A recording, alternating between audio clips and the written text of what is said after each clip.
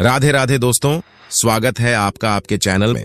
बात बहुत ही पुरानी है, जब एक शांत और हरियाली से भरपूर गांव में प्रीतम नाम का एक गरीब किंतु मेहनती किसान रहा करता था। उसकी सादगी, ईमानदारी और मेहनत के किस्से दूर दूर तक मशहूर थे। वह दिन रात खेतों में पसीना बहाता था, लेकिन कभी किसी से कुछ नहीं मांगता था। उसके जीवन की सबसे बड़ी पूंजी उसकी 16 वर्षीय बेटी काजल थी, जो उसकी आंखों का तारा थी। प्रीतम की पत्नी का देहांत काजल के जन्म लेते ही हो गया था। उस वक्त गांव में बहुत आंधी तूफान आया था और इसी बीच वह दुखद हादसा हुआ था। तब से प्रीतम ने खुद को अपनी बेटी की देखभाल में पूरी तरह समर्पित कर दिया था। वह न केवल पिता का बल्कि मां का भी फर्ज निभा रहा था। उसने काजल को हर दुख सुख से बचाकर पाला, उसके चेहरे पर कभी आंसू तक न आने दिया। काजल एक होशियार, सुंदर और समझदार लड़की थी। वह पढ़ाई में इतनी तेज थी कि गांव के कई लोग उसकी प्रशंसा करते न थकते। प्रीतम ने ठान लिया था कि वह अपनी बेटी को शिक्षित बनाएगा, चाहे उसे इसके लिए कोई भी कीमत क्यों न चुकानी पड़े। जब गांव के स्कूल ने काजल को आगे पढ़ाने में असमर्थता जताई, तो प्रीतम ने मंत्री की बेटी के साथ उसे पढ़ाने के लिए आचार्य जी से विनती की और बदले में उन्हें अपना एक उपजाऊ खेत सौंप दिया। गांव के लोगों को यह बात हजम नहीं हुई। वे कहते, एक गरीब किसान अपनी बेटी को क्या मंत्री की बेटी के साथ पढ़ाएगा? लेकिन प्रीतम ने कभी किसी की परवाह नहीं की। एक दिन की बात है, जब प्रीतम अपने मिट्टी के छोटे से घर में बैठा चूल्हे पर खाना पका रहा था। लकड़ियां चट-चट कर जल रही थीं और धुएं से उसकी आंखें भर आई थीं। तभी उसकी पड़ोसन, जिसे गांव वाले काकी कहकर पुकारते थे, आई और ताना मारते हुए बोली, अरे बेटा प्रीतम, कब तक तू ऐसे ही दिन रात काम में जुटा रहेगा? अब तो तेरी बिटिया भी सयानी हो गई है, खाना पीना उससे बनवा लिया कर, थोड़ा आराम तो मिलेगा तुझे और लड़की को घर का काम भी आ जाएगा। प्रीतम ने गहरी सांस ली और बोला, काकी, मेरी काजल मेरी जान है। मैं उसे मां का प्यार तो नहीं दे पाया, लेकिन पिता की ममता जरूर देना चाहता हूं। मेरी बिटिया की दुनिया किताबों में है और मैं चाहता हूं कि वह एक दिन इतने ज्ञान से भर जाए कि गांव की बेटियों के लिए मिसाल बन जाए। काकी नाक सिकोड़ते हुए बोली, अरे प्रीतम, शिक्षा से आज तक किसी कन्या का भला हुआ है क्या? कल को जब दूसरे घर जाएगी तब तुझे ही ताने सुनने पड़ेंगे कि बाप ने कुछ सिखाया ही नहीं। प्रीतम मुस्कुराया और बोला, काकी, अभी बहुत समय है।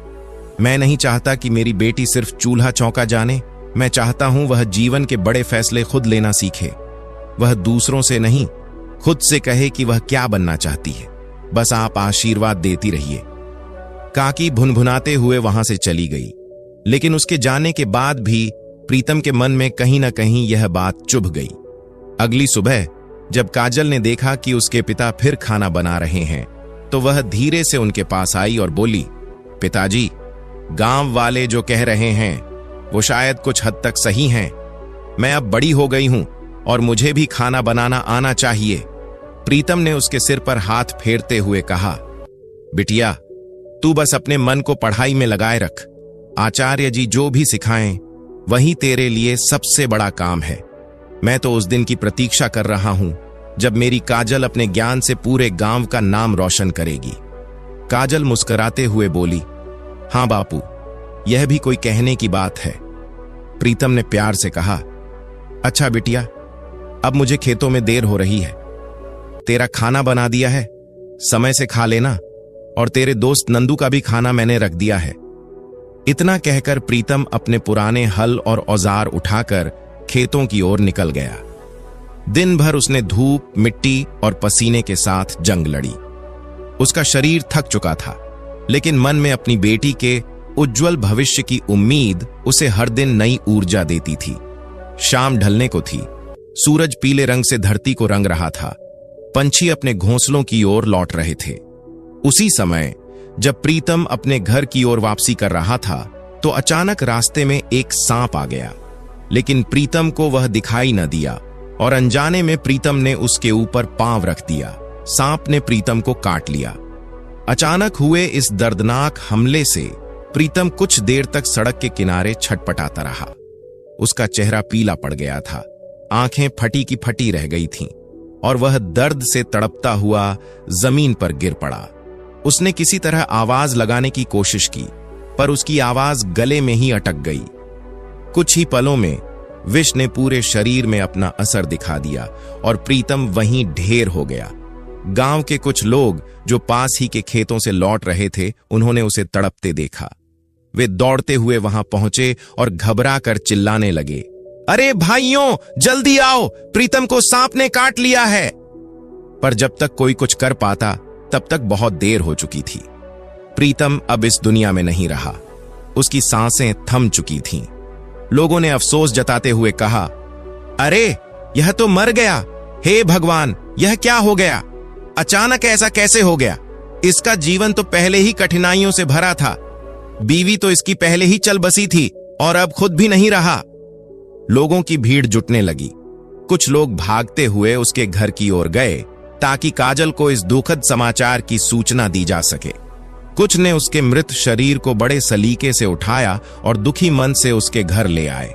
रास्ते में हर कोई यही सोच रहा था कि अब उसकी अकेली बिटिया काजल का क्या होगा। जब काजल ने अपने पिता की निर्जीव देह देखी तो वह जोर जोर से रोने लगी। वह चिल्ला रही थी, पिताजी, आप मुझे अकेला छोड़कर कहां चले गए? अब मैं इस बेरहम दुनिया में अकेले कैसे जीऊंगी? आपके सिवा तो मेरा और कोई नहीं है। मैं किससे कहूं कि मैं दुखी हूं? कौन होगा अब मेरा अपना? उसकी चीखें दिल को चीर देने वाली थीं। तभी एक 7 साल का नन्हा बच्चा नंदू धीरे धीरे उसके पास आया। उसके कपड़े मैले थे, बाल बिखरे हुए थे, लेकिन आंखों में सच्चा अपनापन था। उसने काजल की ओर देखा और मासूमियत से बोला, दीदी, तू अकेली नहीं है। जो बिना माँ बाप के होते हैं वही तो एक दूसरे का सहारा बनते हैं। मेरे माता पिता भी तो नहीं हैं, इसीलिए मैं गांव में इधर उधर घूमता रहता हूं। नंदू की बात सुनकर काजल की आंखों से और भी आंसू बहने लगे, लेकिन इस बार उन आंसुओं में थोड़ा सा सहारा भी था। वह बोली, नंदू, आज से इस गांव में एक नहीं बल्कि 2 नंदू होंगे और हम दोनों एक दूसरे का सहारा बनेंगे। असल में नंदू एक अनाथ बालक था जो गांव की गलियों में भटकता रहता था। कोई उसे कभी खाना दे देता तो कभी किसी के दरवाजे के बाहर सो जाता, लेकिन काजल को उससे बहुत लगाव था। वह हमेशा नंदू को बुलाकर खाना खिलाती, कभी अपने कपड़े भी उसके साथ बांट लेती। वह उसे छोटा भाई मानती थी। काजल ने उस छोटे बच्चे का हाथ कसकर पकड़ लिया और नम आंखों से बोली, अब हम दोनों साथ रहेंगे, चाहे कुछ भी हो जाए। मैं तुम्हारा सहारा बनूंगी और तू मेरा। नंदू ने भी बाल सुलभ मुस्कान के साथ कहा, दीदी, आप तो पहले से ही मेरा सहारा हो। आप मुझे रोज खाना जो खिलाती हैं, अब मैं आपका सहारा बनूंगा। मैं आपकी रक्षा भी करूंगा। गांव के कुछ लोग चुपचाप यह दृश्य देख रहे थे। उनके दिल भी द्रवित हो गए थे। उन्होंने मिलकर प्रीतम का अंतिम संस्कार पूरे विधि विधान से कर दिया। लेकिन उसके बाद गांव में एक नई चिंता जन्म ले चुकी थी। अब प्रीतम की बेटी का क्या होगा? गांव में एक पंचायत बुलाई गई। चबूतरे पर सब लोग इकट्ठा हुए। बुजुर्ग, महिलाएं, युवक सब इस विषय पर चर्चा करने लगे। सरपंच ने गंभीर स्वर में कहा, भाइयों, प्रीतम हमारे भाई जैसा था।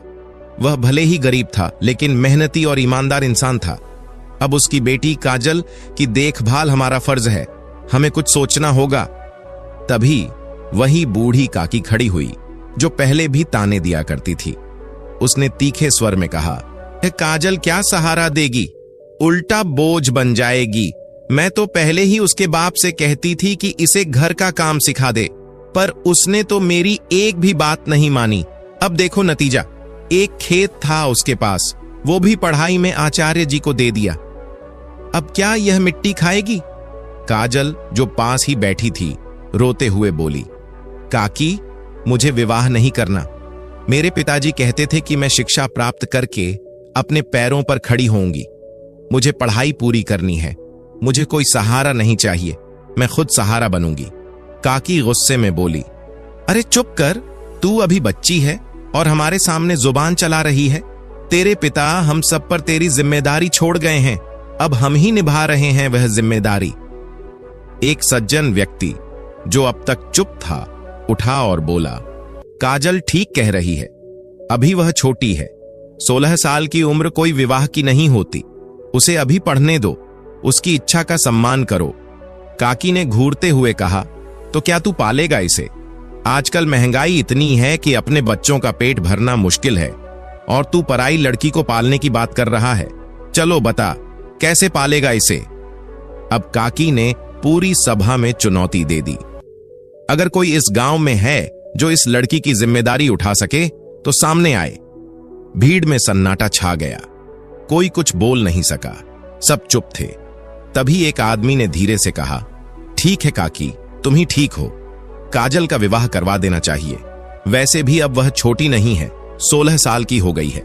तभी एक औरत वहां पर खड़ी हुई और कहने लगी, मेरा बेटा रमेश काजल से शादी करेगा, लेकिन तुम्हारा बेटा तो हमेशा शराब के नशे में धुत रहता है और काजल अभी 16 साल की है, जबकि तुम्हारा बेटा 40 का है। यह तो पूरी तरह से बेमेल विवाह होगा, एक बुजुर्ग ने आक्रोश के साथ कहा। काकी ने उसकी बात को अनसुना करते हुए झल्लाकर जवाब दिया, अरे अब कोई राजकुमार थोड़ी ही आएगा इसे ब्याहने।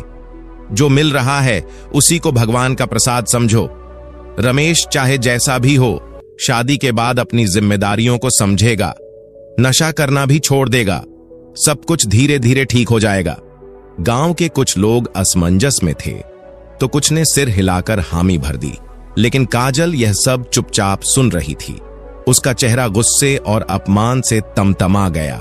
उसने कांपती आवाज में कहा, मैं पढ़ी लिखी हूं, मेरे पिता ने मुझे आत्मनिर्भर बनने के लिए शिक्षा दी थी। मैं किसी ऐसे आदमी के साथ विवाह नहीं कर सकती जो शराबी हो और उम्र में मुझसे दुगुना बड़ा हो। इससे तो अच्छा यह होता कि मैं अपने पिता की चिता के साथ ही जलकर भस्म हो जाती। उसकी यह बात सुनकर पंचायत में खलबली मच गई। काकी ने दांत पीसते हुए कहा, देख काजल, तेरे पास अब 2 ही रास्ते हैं, या तो तू रमेश से शादी कर ले और इसी गांव में इज्जत से रह, या फिर इस गांव को हमेशा के लिए छोड़कर चली जा। अगर तू गई तो फिर गांव वालों को तुझसे कोई मतलब नहीं होगा, मत आना फिर वापस।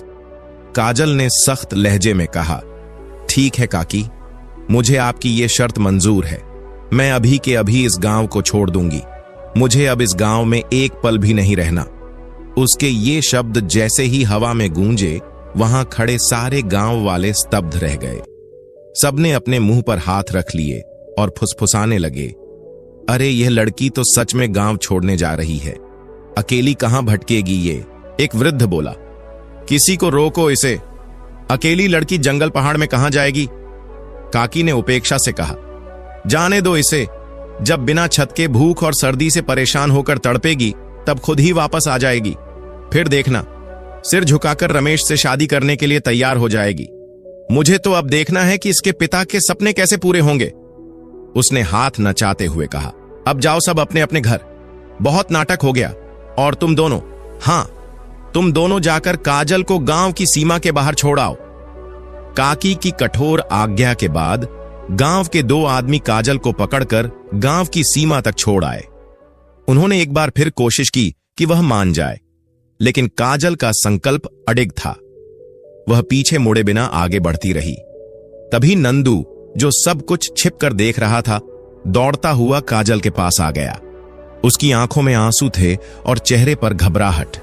उसने काजल का हाथ थाम लिया और बोला, दीदी, मुझे भी अपने साथ ले चलो। इस गांव में सिर्फ आप ही तो थीं जो मुझे रोज खाना देती थीं। आपने मुझे कभी पराया नहीं समझा। अब आप नहीं होंगी तो मैं किसके पास जाऊंगा। काजल का दिल भर आया। उसने नंदू के सिर पर हाथ फेरा, फिर उसका हाथ थामा और बोली, आओ नंदू, हम दोनों साथ चलेंगे। अब हमारी राहें एक हैं। हम एक दूसरे का सहारा बनेंगे, चाहे रास्ता कितना भी मुश्किल क्यों ना हो। अब वे दोनों एक अनजान सफर पर चल पड़े। सूरज ढल रहा था और चारों ओर धुंधलका फैल रहा था, परंतु उनके सामने कोई मंजिल नहीं थी। वे दोनों एक ही सवाल से जूझ रहे थे, अब जाए तो जाए कहां। कुछ ही दूर चले होंगे कि अचानक काले बादल छा गए और तेज बारिश शुरू हो गई। बिजली कड़कने लगी और आकाश की गर्जन से धरती कांप उठी। नंदू डरकर काजल से चिपक गया और कांपते हुए बोला, दीदी, मुझे बहुत डर लग रहा है। ये बिजली बहुत तेज है। क्या यह बारिश जल्दी बंद हो जाएगी? काजल ने उसे गले लगाते हुए कहा, डरो मत नंदू, बस थोड़ी देर में बारिश बंद हो जाएगी। हम किसी पेड़ के नीचे रुक जाते हैं। बारिश कुछ ही देर में कम हो गई, लेकिन जमीन कीचड़ से भर चुकी थी। दोनों एक पुराने पीपल के पेड़ के नीचे बैठ गए। ठंडी हवा चल रही थी और उनका शरीर कांप रहा था। न उनके पास ओढ़ने के लिए कुछ था, न ही पहनने को सूखा कपड़ा। नंदू ने कांपती आवाज में कहा, दीदी, मुझे बहुत ठंड लग रही है और भूख भी लगी है। हमने बहुत देर से कुछ नहीं खाया। हम कहां जा रहे हैं दीदी? काजल ने नंदू को अपनी गोद में लेते हुए आकाश की ओर देखा। उसकी आंखों से आंसू बह रहे थे। वह धीमे स्वर में बोली, नंदू, यह तो मुझे भी नहीं पता कि हम लोग कहां जा रहे हैं। गांव वालों ने हमें गांव से निकाल दिया है। अब हम दोनों कहां जा सकते हैं? अब हम दोनों यहीं सड़क पर रहेंगे, काजल ने नंदू से कहा। उस समय रात घिर चुकी थी और अंधकार ने पूरे वातावरण को अपनी चादर में लपेट लिया था। ठंडी हवाएं चल रही थीं और कभी कभार बिजली भी चमक उठती थी, जिससे नंदू डर कर सिमट जाता था। काजल पूरी रात उसे समझाने की कोशिश करती रही, उसे बहलाने और शांत रखने की पूरी कोशिश करती रही, मगर जिस उम्र में नंदू को मां के आंचल की जरूरत थी, उस उम्र में वह खुले आसमान के नीचे बारिश से भीगे कपड़ों में कांप रहा था। उसके गीले कपड़ों के कारण वह ढंग से सो भी नहीं पा रहा था। वह बार बार ठंड से सिसक उठता, लेकिन फिर काजल की गोद में सिर रखकर चुप हो जाता। पूरी रात बीत गई, मगर काजल की आंखों में नींद का एक कतरा भी नहीं आया। एक ओर अपने छोटे भाई की चिंता, दूसरी ओर अपने भविष्य का अंधकार। उसका मन अशांत था। ऊपर से जंगली जानवरों की डरावनी आवाजें जैसे किसी अनहोनी का संकेत दे रही थीं और काजल की हिम्मत धीरे धीरे जवाब दे रही थी। सुबह की पहली किरण के साथ ही पास की सड़क से घोड़ों की टापों की आवाज सुनाई दी। वह कोई आम रास्ता नहीं था, बल्कि राज्य का मुख्य मार्ग था, जहां से अक्सर राजा की सवारी निकलती थी। इस बार भी राजा अपनी सवारी के साथ उसी मार्ग से गुजर रहे थे। उनके साथ कुछ मंत्री, सैनिक और सेवक भी थे। राजा ने दूर से ही सड़क किनारे बैठे काजल और नंदू को देखा।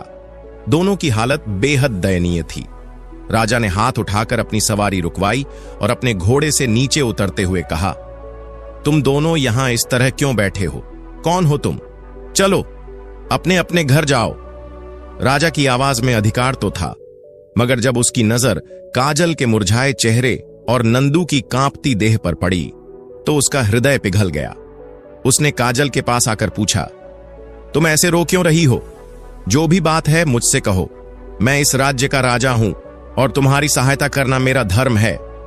काजल ने सिर झुकाकर धीमे स्वर में कहा, महाराज, मेरा नाम काजल है और यह मेरा छोटा भाई नंदू है।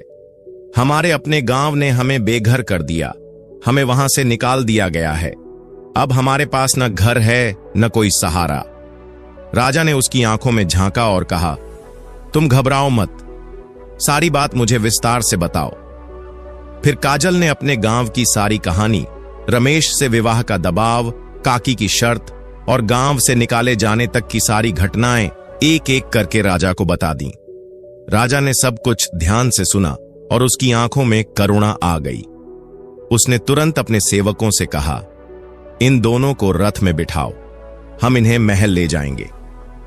राजा अपने वचन का पक्का था। उसने काजल और नंदू को अपने साथ महल में ले जाकर सबसे पहले उन्हें गर्म कपड़े और भोजन दिलवाया। फिर काजल से कहा, काजल, अब तुम इस महल में रहोगी। हमारी महारानी के लिए एक दासी की आवश्यकता थी और ईश्वर ने तुम्हें हमारे पास भेजा है। तुम आज से रानी की दासी बन जाओगी। चिंता मत करो, तुम्हें यहां कभी किसी बात की कमी नहीं होगी। काजल ने भावुक होते हुए कहा, महाराज, आपने हमें न सिर्फ सिर छुपाने की छत दी, बल्कि जीने की एक नई उम्मीद भी दी है। मैं आपकी सदा आभारी रहूंगी। राजा ने मुस्कुराकर कहा, यह मेरा कर्तव्य है काजल। मैं इस राज्य का रक्षक हूं और मेरे राज्य में कोई भी दुखी या बेसहारा नहीं रह सकता। फिर राजा वहां से चला गया। समय बीतता गया और काजल महल के कार्यों में व्यस्त हो गई। उसे रानी के कक्ष की देखभाल का कार्य सौंपा गया। वह पूरी निष्ठा और लग्न से काम करती, लेकिन मन में हमेशा नंदू की चिंता बनी रहती।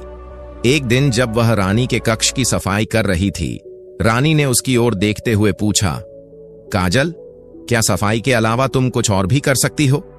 काजल ने झिझकते हुए उत्तर दिया, महारानी जी, मुझे पता है कि मैं अभी सफाई का काम ढंग से नहीं कर पा रही हूं, लेकिन मैं जल्द ही इसमें दक्ष हो जाऊंगी।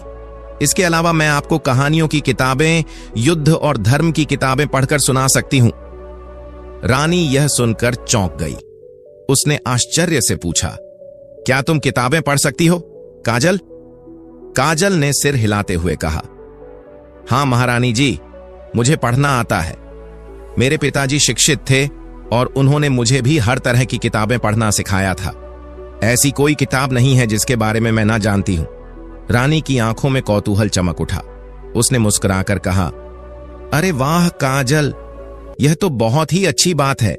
पहली बार सुना है कि किसी गांव की लड़की इतनी शिक्षित भी हो सकती है। फिर उसने थोड़ी देर चुप रहकर पूछा, क्या यह नंदू तुम्हारा सगा भाई है? काजल थोड़ी हैरानी से बोली, हां, पर आपने ऐसा क्यों पूछा महारानी जी?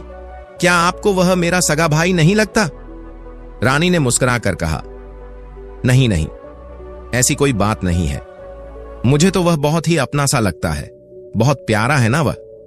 बहुत जल्दी मैं उसको पसंद भी करने लगी हूं। काजल ने मुस्कुराते हुए कहा, हां महारानी जी, और अब तो महल में नया राजकुमार भी आने वाला है, तो शायद इसलिए आपको नंदू और भी ज्यादा प्यारा लगने लगा है। रानी भी मुस्कुराई, हां काजल, यह भी हो सकता है। और फिर कुछ दिन ऐसे ही बीतते गए। महल में सब कुछ सामान्य प्रतीत हो रहा था, लेकिन फिर एक सुबह कुछ अलग ही हुआ। अचानक महल के शांत वातावरण को एक बच्चे के रोने की आवाज ने चीर दिया।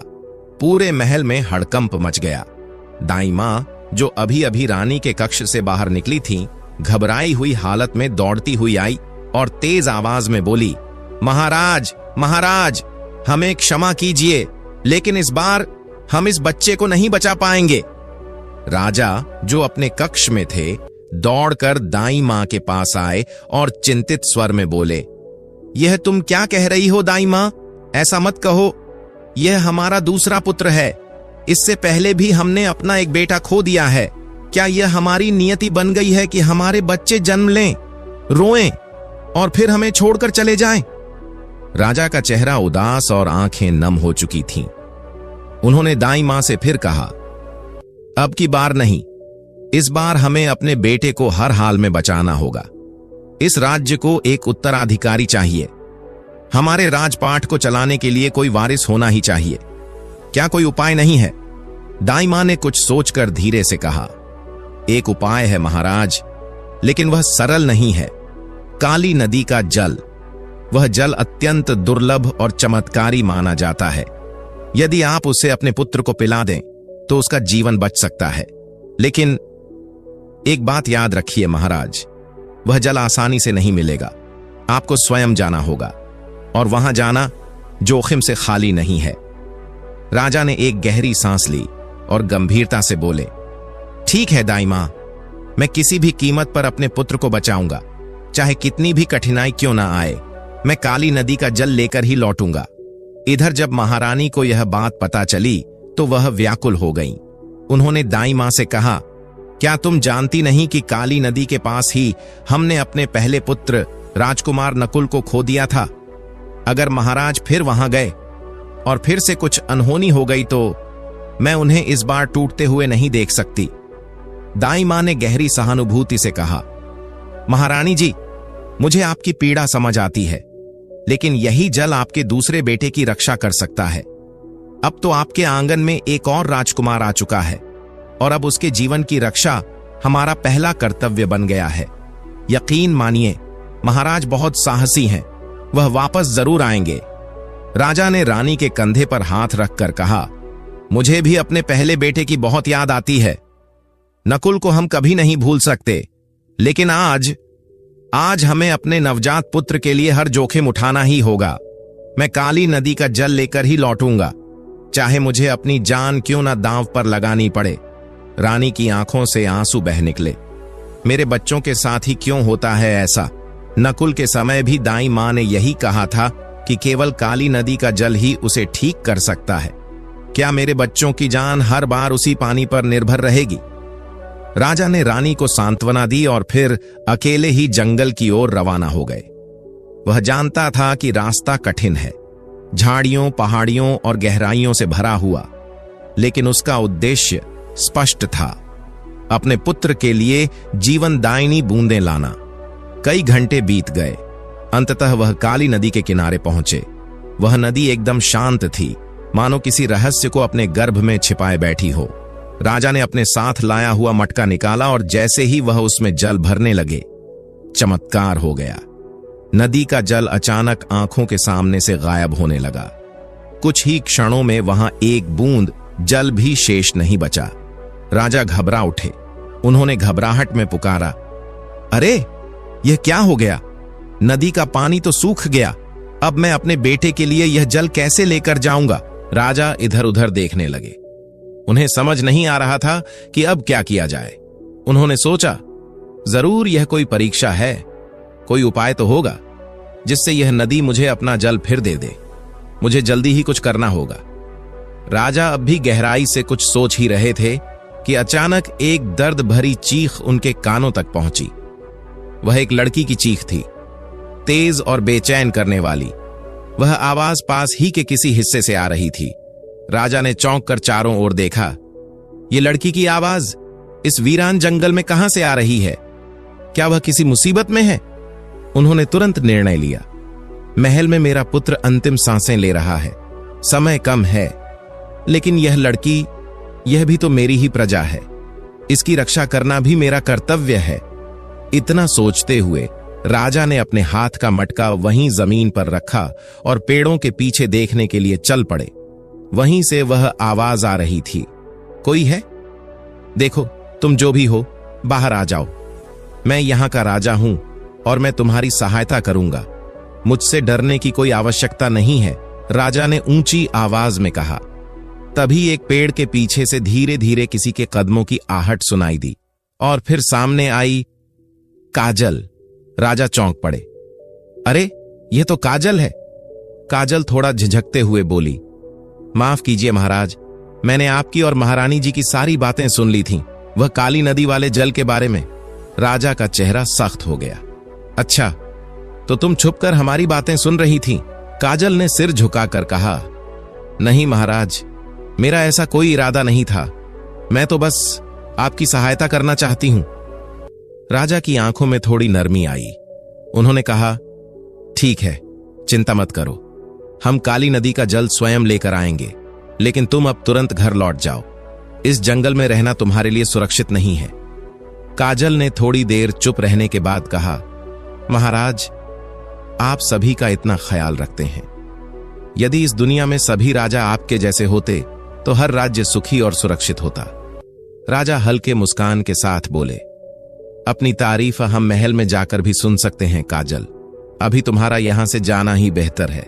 काजल बोली, महाराज, मेरे पास इस समय एक उपाय है जिससे काली नदी का जल वापस आ सकता है।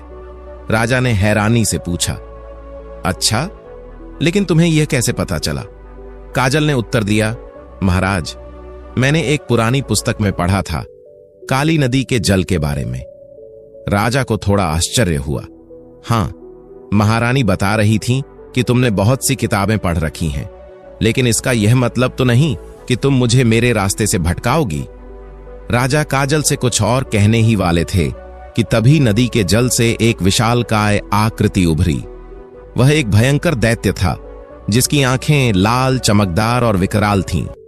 राजा 2 कदम पीछे हट गए, लेकिन तुरंत अपने साहस को समेटते हुए बोले, हे काली नदी के दैत्य, मुझे तुमसे कोई वैर नहीं, मैं बस कुछ जल चाहता हूं अपने बच्चे के प्राणों की रक्षा के लिए।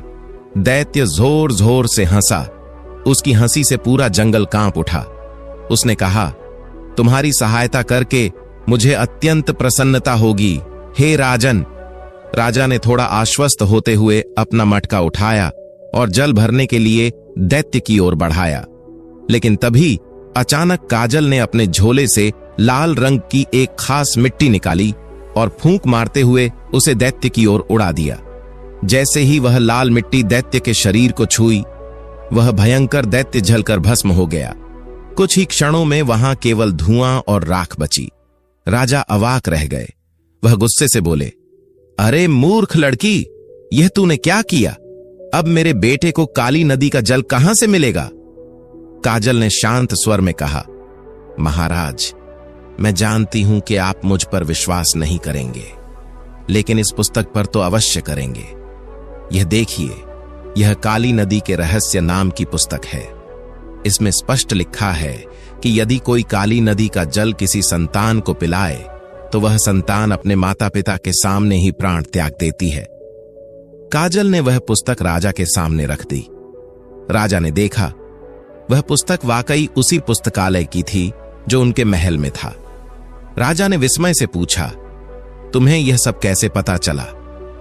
काजल बोली, महारानी जी ने जब आपसे कहा था कि उन्होंने अपने पहले पुत्र को काली नदी के पास खोया था, और जब दूसरे बच्चे के लिए भी दाई मां ने आपको उसी जल को लाने को कहा, तभी मुझे संदेह हुआ।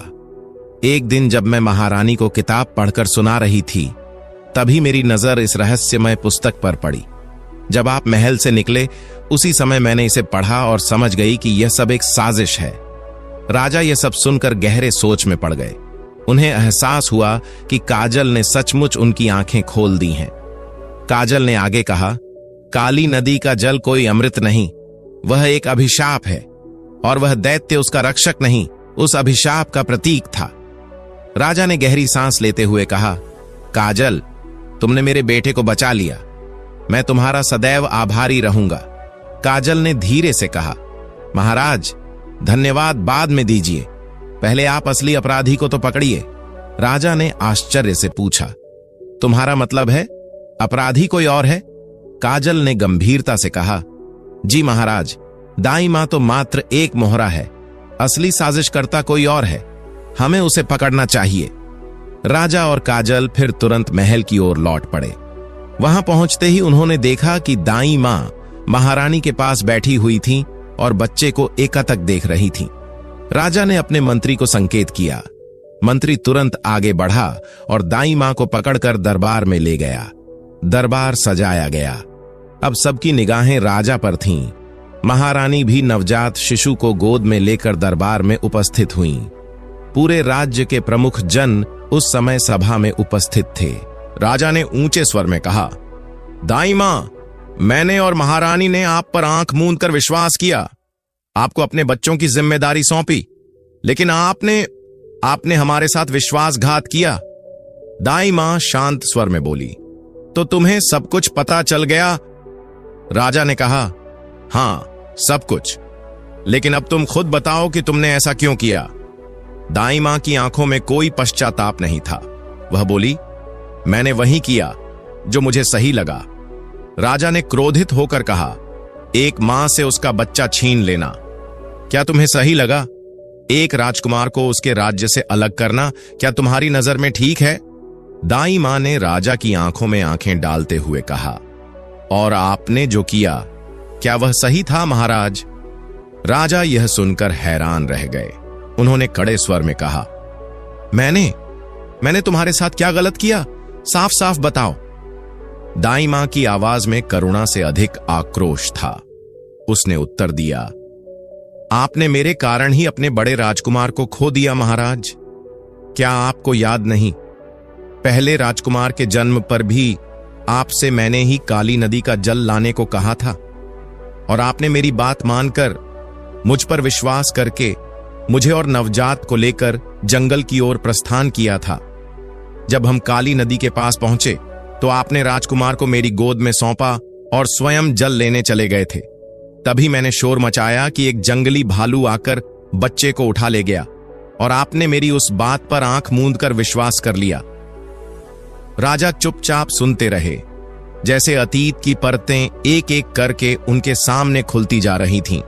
दाई मां बोली, क्या आपको सच में लगता है महाराज कि आपने जीवन में कभी कोई गलती नहीं की? क्या आप सचमुच अपने आप को निर्दोष समझते हैं? राजा कुछ बोलते उससे पहले दाई मां ने एक नाम लिया। क्या आप भूल गए रुक्मणी को? रुक्मणी का नाम सुनते ही जैसे राजा के मुख से शब्द ही छिन गए। वह कुछ पल के लिए मौन हो गए, जैसे उनकी सांसें अटक गई हों। दाई मां ने अपने स्वर को संयत किया और बोली, मैंने कुछ भी गलत नहीं किया, मैंने केवल रुक्मणी का साथ दिया है। रुक्मणी, जिसे मैंने इस महल में अपने ही बच्चों की तरह पाला, उसे स्नेह और संस्कार दिए, उसका हर सुख दुख बांटा।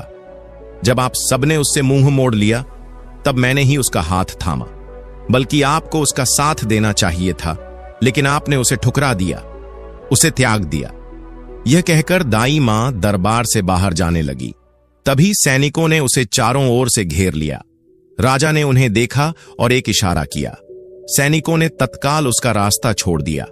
सब हैरान थे कि राजा ने उसे जाने क्यों दिया। दाई मां महल के मुख्य द्वार से बाहर निकल गई और कुछ क्षणों बाद राजा भी उसके पीछे पीछे चल दिए। लोग आश्चर्य में डूबे रह गए। राजा धीरे धीरे चलते हुए गांव के बाहर पहुंचे, जहां एक छोटी सी झोपड़ी थी। उन्होंने वहां पहुंचकर आवाज लगाई, कोई है अंदर? झोपड़ी के भीतर एक दंपत्ति बैठा हुआ था। वे आपस में बातें कर रहे थे। पत्नी ने खिड़की से बाहर झांकते हुए कहा, देखो जी, इतने वर्षों के बाद कोई हमारे दरवाजे पर आया है। क्या समय आ गया है। कभी इस घर में रौनक हुआ करती थी, लोग सिर झुकाकर प्रणाम करते थे, और आज। उसने एक गहरी सांस ली और फिर बोली, आज हमें हर जगह अपमान ही मिलता है।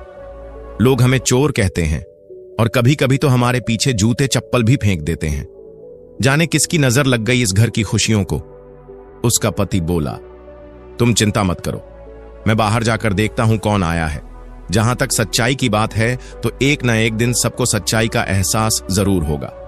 लोग खुद अपनी गलती मानेंगे उस दिन। वह आदमी बाहर आया और जैसे ही उसने द्वार खोला, सामने राजा को खड़ा पाया। राजा! वह चौंक गया। राजा ने गंभीर स्वर में पूछा, जयचंद, क्या रुक्मणी अंदर है? मुझे उससे बात करनी है। राजा की आवाज सुनकर रुक्मणी भी बाहर आ गई। उसने राजा को देखा तो उसकी आंखें भर आईं, लेकिन उसके शब्द दृढ़ थे। तुम इतने वर्षों बाद यहां क्यों आए हो महाराज? क्या लेने आए हो? उसने पूछा। राजा ने कुछ कहने के लिए होंठ खोले, लेकिन रुक्मणी ने बिना रुके कहना जारी रखा, मैंने तो पहले ही अपना सब कुछ तुम्हें सौंप दिया था। अब देने को मेरे पास कुछ नहीं बचा। मेरे पास अब बस मेरी एक बेटी है, जो अभी केवल 4 महीने की है। उसकी आंखें नम हो गईं, लेकिन उसकी आवाज अब भी स्थिर थी। मैं उसे दिन रात पानी पिलाकर पाल रही हूं। मेरे पति दिन रात मेहनत करते हैं, फिर भी उन्हें कोई 4 पैसे तक नहीं देता। जो भी काम करते हैं, उसके बदले में हमें 2 रोटियां फेंक कर दे दी जाती हैं, और वही रूखी सूखी हम पानी में भिगो कर खा लेते हैं। रुक्मणी की बात सुनकर राजा कुछ पल के लिए स्तब्ध रह गए। उनका मन ग्लानि और पश्चाताप से भर उठा। राजा ने एक लंबा श्वास लिया और अपने भीतर के सारे भावों को समेटते हुए कहा, रुक्मणी, तुम्हारी बेटी जो दूध की जगह पानी पी रही है, उसके इस हालात की जिम्मेदारी केवल मेरी है। मैं ही हूं उस मासूम की इस हालत का दोषी। अगर उस दिन मैंने तुम पर चोरी का झूठा आरोप लगाकर तुम्हें महल से बाहर न निकलवाया होता, तो आज शायद ये दिन नहीं देखना पड़ता। आज मैं जिस दुख और पश्चाताप की आग में जल रहा हूं, वह सब मेरे ही कर्मों की सजा है। उन्होंने आगे कहा, सच कहूं तो समय ने मुझे मेरी हर गलती की सजा दी है। मैंने तुम्हारा सम्मान छीना, तुम्हारे जीवन को अंधेरे में ढकेल दिया, लेकिन अब मुझे सब समझ आ गया है। मुझे माफ कर दो। रुक्मणी, चलो महल लौट चलो। मैं सबके सामने सच बोलूंगा कि तुम ही इस राज्य की सच्ची अधिकारी हो। यह सिंहासन तुम्हारा है, तुम्हारे पिता का था। मैं तो बस एक छलिया था। राजा का स्वर कांपने लगा। उनकी आंखों से पश्चाताप के आंसू छलक आए। मैं केवल 9 साल का था जब मेरे पिता का देहांत हुआ। मेरी मां मुझे लेकर महल आई थी। तुम्हारे पिता, जो मेरे मामा भी थे, उन्होंने मुझे संतान की तरह पाला, मुझे शिक्षा दी, संरक्षण दिया। लेकिन मेरे मन में धीरे धीरे उनके सिंहासन का लालच घर कर गया। मैंने वह पाप किया जिसकी आग ने मुझे अंदर ही अंदर भस्म कर दिया। मैंने ही अपने मामा की हत्या करवाई थी। रुक्मणी और जयचंद दोनों आश्चर्य में डूब गए। राजा रुके नहीं, उन्होंने आगे कहा, उस पाप को छिपाने के लिए मैंने प्रजा के लिए दिन रात कार्य किए। मैंने लोगों की सेवा की, गरीबों को सहारा दिया, ताकि वे मुझसे प्रेम करें और मेरी सच्चाई पर कभी प्रश्न न उठाएं।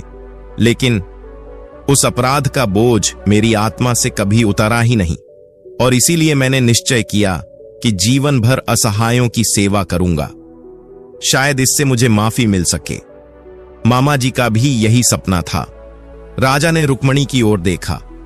अब तुम्हें मेरी सच्चाई पता चल गई है। मुझे मेरी भूल का एहसास हो गया है। मैं तुम्हें सब कुछ लौटा दूंगा, बस तुम मेरे साथ महल चलो। रुक्मणी कुछ पल चुप रही, फिर धीमे स्वर में बोली, अब सब कुछ बदल चुका है महाराज। मेरी जिंदगी के अब कुछ ही दिन शेष हैं। मैं लौटकर क्या करूंगी महल जाकर? तुमने जो किया उसकी सजा तुम भुगत चुके हो, और मैंने भी। इसके बाद रुक्मणी ने एक और रहस्य का पर्दाफाश किया। वह बोली, तुम्हारे बड़े बेटे को मैंने ही दाई मां से लेकर गांव में छोड़ दिया था। वह मरा नहीं था, जैसा कि तुमने समझा। सच तो यह है कि मेरे कहने पर ही दाई मां ने तुमसे झूठ बोला था। मैंने उसे दाई मां से लेकर गांव के एक गरीब घर में छोड़ दिया था, ताकि वह अनाथों जैसी जिंदगी जिए। राजकुमार होकर भी वह दर दर की ठोकरें खाए, लोगों से तिरस्कार सहे, एक एक टुकड़े के लिए तरसे, ताकि उसे उस पीड़ा का एहसास हो जो तुमने मुझे दी थी। उसने एक गहरी सांस ली और कहा, लेकिन किस्मत को कुछ और ही मंजूर था। वह बच्चा काजल से मिल गया और वह उसे वापस महल ले गई। मैंने जो भुगता, मैंने उसका बदला ले लिया। राजा ने अविश्वास भरे स्वर में पूछा, तो क्या नंदू ही मेरा बड़ा राजकुमार है? रुक्मणी ने सिर हिलाकर हां में जवाब दिया। राजा की आंखों में चमक आ गई और उन्होंने भावुक होकर कहा, मेरे दोनों राजकुमार जीवित हैं। हे ईश्वर, तू कितना दयालु है। राजा ने रुक्मणी की ओर बढ़ते हुए कहा, रुक्मणी, तुम महल लौट चलो। मैं जानता हूं कि तुम अब नहीं जाना चाहती, पर तुम्हारी बेटी के भविष्य के लिए क्या तुम यह कदम नहीं उठा सकती हो? वह बच्ची राजकुमारी है और उसे उसका अधिकार मिलना चाहिए। रुक्मणी ने मना किया, पर राजा के आग्रह, विनती और आंसुओं के सामने उसकी चुप्पी टूट गई। अंततः वह महल चलने को तैयार हो गई। राजा रुक्मणी और जयचंद को लेकर महल लौटे। जब महल में सबके सामने राजा ने सारी सच्चाई उजागर की, तो लोग स्तब्ध रह गए। उन्होंने खुले मंच पर रुक्मणी से क्षमा मांगी और घोषणा की कि अब महल 4 हिस्सों में बांटा जाएगा। एक हिस्सा बड़े राजकुमार नंदू को, दूसरा छोटे राजकुमार को, तीसरा रुक्मणी को और चौथा हिस्सा काजल को दिया गया। जब राजा ने उत्तराधिकारियों में काजल का नाम लिया, तो पूरे गांव और महल के लोग हैरान रह गए। कुछ लोगों ने कहा, यह लड़की तो बहुत ही शातिर निकली, इसने तो महल के भीतर से भी हिस्सा ले लिया। लेकिन राजा ने सबके सामने सिर झुकाया और कहा, काजल ने मेरे दोनों बेटों को बचाया है। वह इस राज्य की रक्षक है, हमारी पुत्री के समान है। उसका यह अधिकार बिल्कुल न्यायोचित है। इसके बाद राजा ने पूरे राज्य के सामने रुक्मणी से हाथ जोड़कर क्षमा याचना की और काजल को आदर पूर्वक प्रणाम किया, और फिर सब मिलकर एक साथ उसी महल में हंसी खुशी रहने लगे। तो दोस्तों, अगर आपको आज की कहानी अच्छी लगी तो चैनल को सब्सक्राइब करके हमें सपोर्ट कर दीजिए और कमेंट्स में राधे राधे लिखना ना भूलना। फिर मिलते हैं एक नई कहानी के साथ।